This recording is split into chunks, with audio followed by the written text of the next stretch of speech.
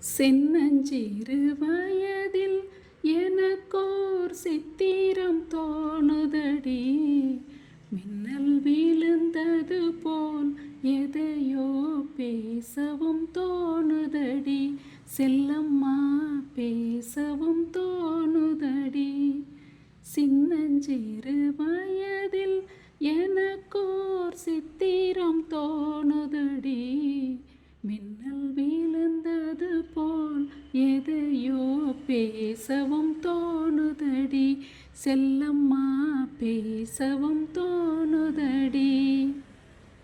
மோகன புன்னகையில் ஓர் நாள் 3 தமிழ் படித்தேன்.